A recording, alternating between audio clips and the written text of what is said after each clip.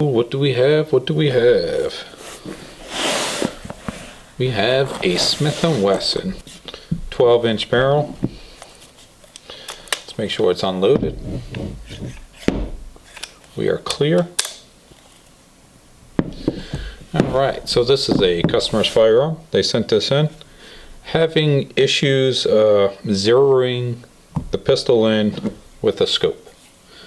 So what do they have? They have a Burris. This is a handgun scope, since we got a handgun here. This is a 3 by 12 by 32.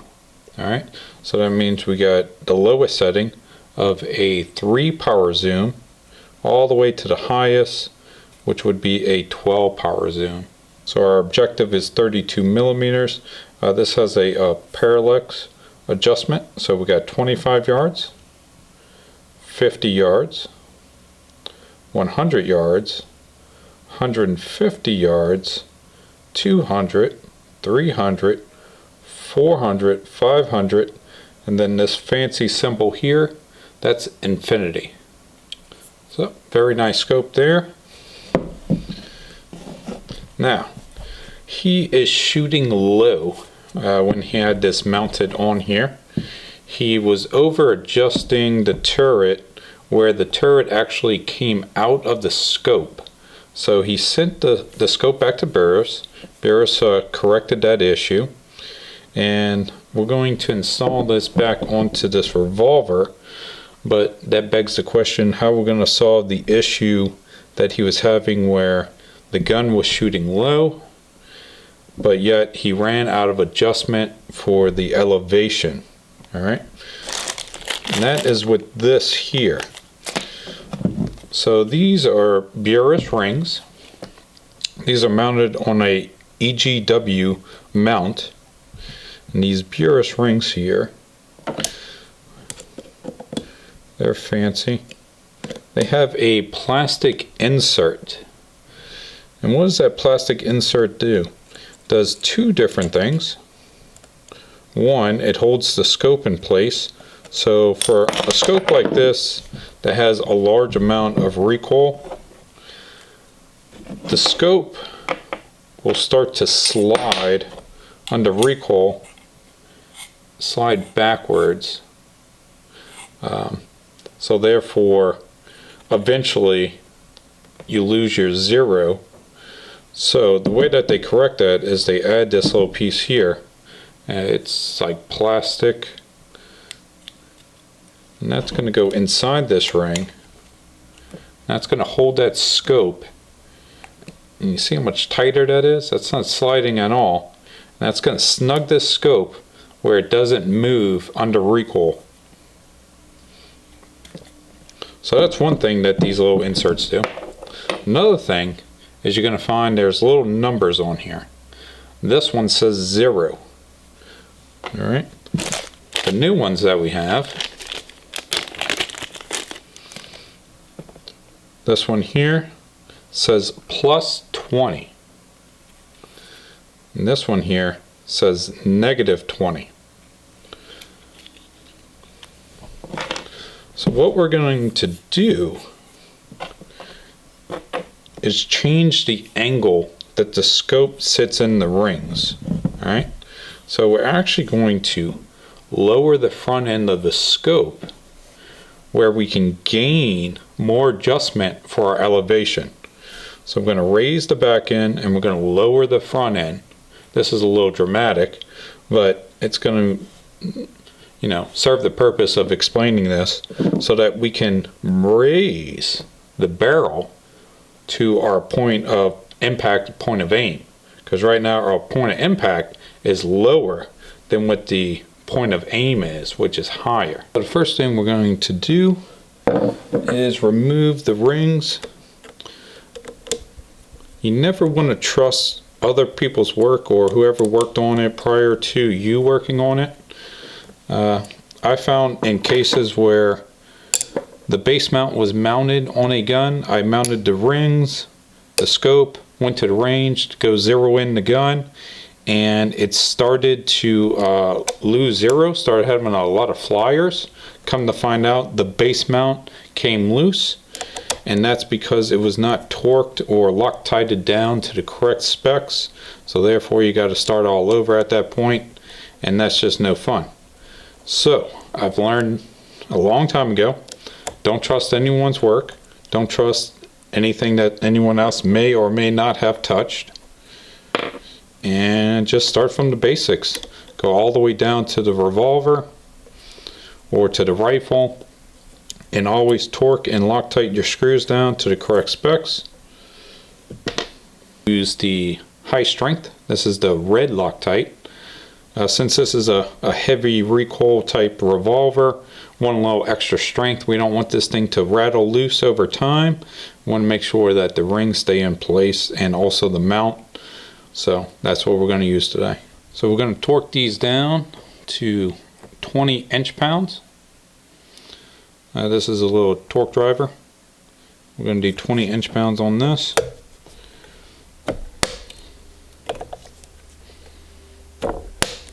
All three.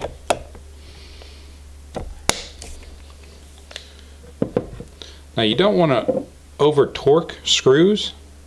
When you do over torque them and under recoil, they will snap right here at the head. And when they snap at the head, you no longer have anything that's holding it on, so it just starts falling off. I've had lots of scopes come in where the tops of the rings started coming off and all the heads started popping off because of they were over torqued. So it stretches this point right here, and under that recoil they'll just pop right off.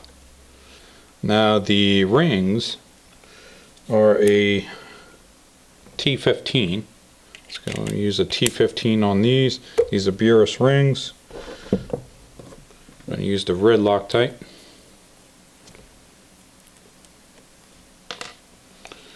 You just want to put a little dab. Sometimes you might put a little bit more. You just go grab another screw, get a little bit on there, and there you go. You can split it in half.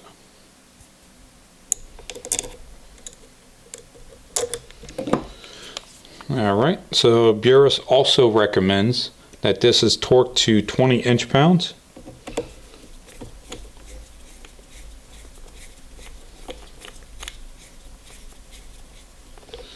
So we got it snug. I'm going to start rotating.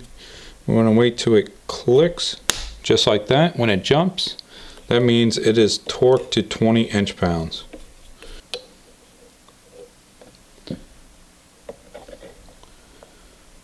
Now, I'm starting off here on the barrel.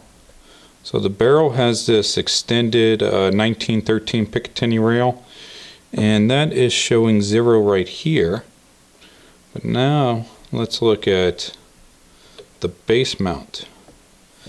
The base mount is slightly off.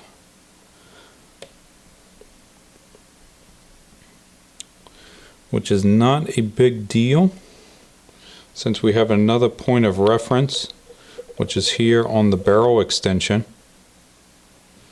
And if I had to choose which machinist did a better job, I'm going to go with the Smith & Wesson barrel extension, and we're going to mark our 0 as the extension and not the base mount. Sometimes base mounts can be off, but that's not going to affect us from getting the scope centered to the revolver, as long as we know where 0 is, which in this case we're gonna go off of the barrel extension and see what that looks like.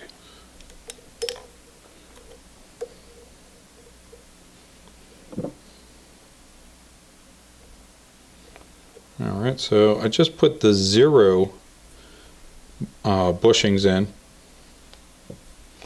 I'm gonna measure with these calipers here. Well, let's see what the difference is between the objective and the barrel extension.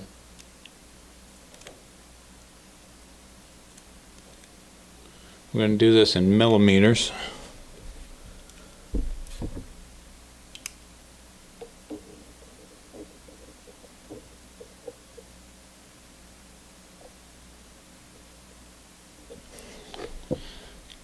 Alright, so in this case we're getting 8.23.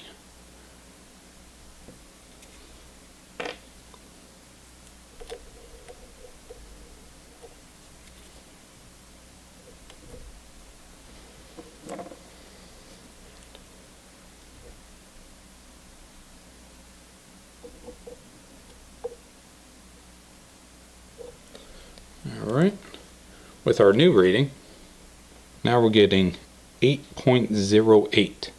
So we did lower that front end. Okay, so we got our new inserts in. Now we need to confirm that our revolver is level. It may have shifted, and in this case it did, so let's re-level it. Alright, there's a level. Let's put our inserts back in, put our scope in. Alright, now we need to level our scope.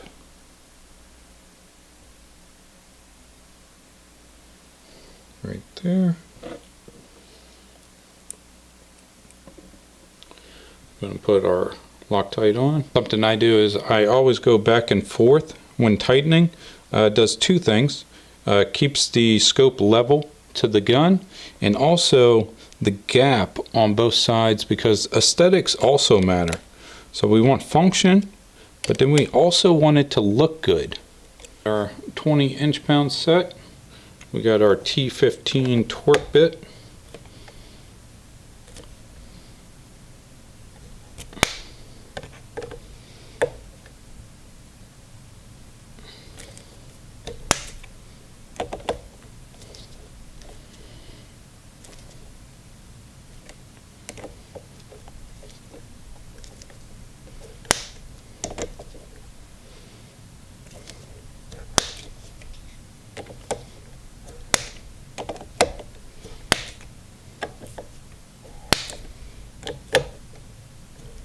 Now we're here at the range. We're going to bore sight the gun in first. We got a BSA bore sight kit. I've been using this one for years. It works great. If you do have a muzzle device on your rifle or on your pistol, you will have to remove that to be able to be effective with this particular bore sight. The muzzle devices are generally larger in diameter compared to the bore, so therefore this is going to insert into the barrel. It needs to be a very snug, tight fit. There's several different caliber sizes, which helps for, large range of different calibers that you may own. The 460, which can be fired 460 Smith Wesson, 454 Casull, or 45 Colt, is a 45 caliber. So we're going to use the 45 caliber insert here. To the flat spot, you're going to snug this down. We're going to insert that into the front of the bore. You got to watch it. It does engage the rifling, but you do need to be straight with the scope. And we're going to take our turret caps off so we can adjust for windage and elevation. We're going to use a screwdriver. You can use your hands to rotate these. They do have a little gnarled edges. Some scopes do not. This particular one does, or you can use a screwdriver just like we're doing here. Just windage first. We're going to go do that.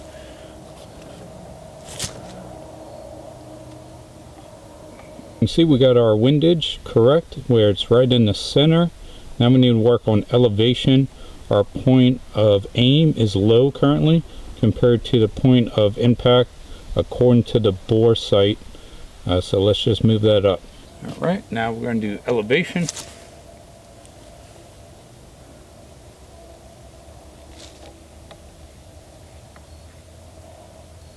The bore sight completed. Now we're going to have to move on to live fire. The customer wants this zeroed in at 100 yards. He's going to use this for white deer hunting. We have some reloads that he made. These are 454 Casull. He says they're 260 grain projectile. Unfortunately, we don't know the feet per second at this time. 260 is about a mid-range. These appear to be Winchester hollow point silvers. The box is a Barnes box that he has this in, and he has 223 Remington and some other writing. Unfortunately, he must have had 223 Remington ammunition in here at some time that he reloaded also, but currently he has the 454 Casulls in here. This is what he's going to hunt with, and he wants it zeroed at 100. He did, prior to tried to zero this particular pistol in with this ammunition, and he kept on having issues with it shooting low and not enough adjustment to bring it to point of aim, point of impact. So hopefully with our adjustments today, we can make that happen. See how porky this guy comes in at.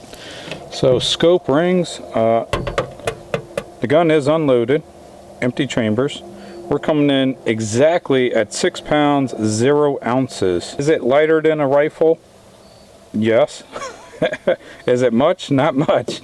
But you know, it is more compact, so it's easier to get in a stand, easier to move around than a rifle is. You always got to worry about that barrel hitting, you know, a wall or a window or something while you're trying to get a shot. So this is an option, and that's how much she weighs. At the moment, we're just going to shoot at the paper. Let's start off with 2 rounds. We'll send 2 down range and go check our paper, see where we're at.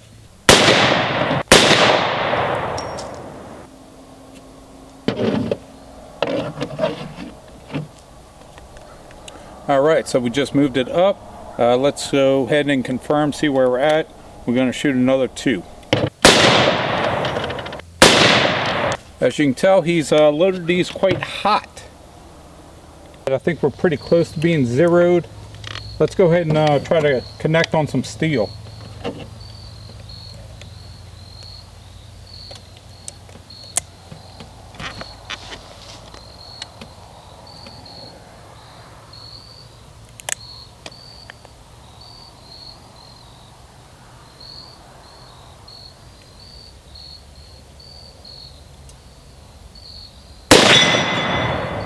I would say that's a confirmed hit.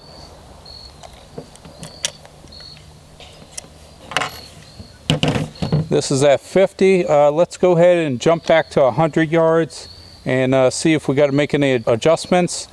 From the trajectory charts I saw online, there's not much of a difference depending on your load data. You could see a plus or a minus of 1 inch at 100 yards. So let's just jump back to 100 and confirm 0. All right, so I was aiming here. We're about 2, maybe 3 inches high and about 1 inch to the right. Pretty close. The right could have been me and the high also could have been me. These rounds are pretty hot, but we're going to jump back to 100 and see if it makes a huge difference or not. Now at 100 yards, let's go ahead and see if we can hit steel.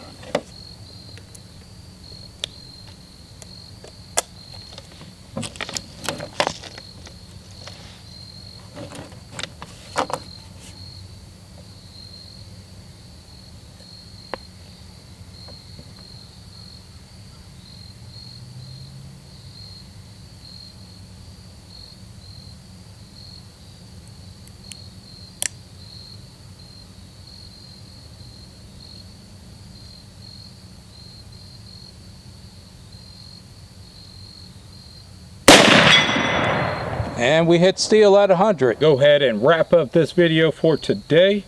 I could tell you from my years of zeroing people's guns in, handguns or rifles, they always bring the biggest, loudest, most recoil type firearms for you to go zero in for them.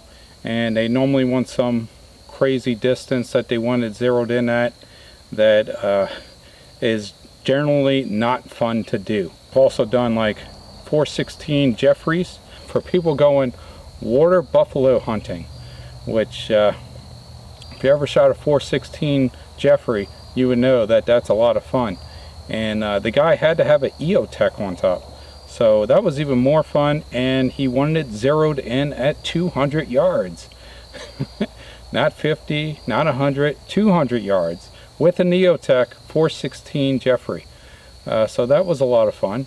I did have one customer, he had a 300 Winchester Magnum that he wanted zeroed in at 325 yards because there was this one deer that came out every year at that distance and he wanted to nail it. So I got it zeroed in. He went out, one shot, killed the deer, came back, showed me the photos. I would have been more happy with some deer meat because, you know, I like to eat. So he needed a little bit more fine tuning on this one to get it dialed in just right so that he can go bring a deer hunting this year. And hopefully he's successful with it, man. That's gonna put a deer down right there. So I hope y'all enjoyed this video. Follow us on Instagram and subscribe to us on YouTube. See y'all later.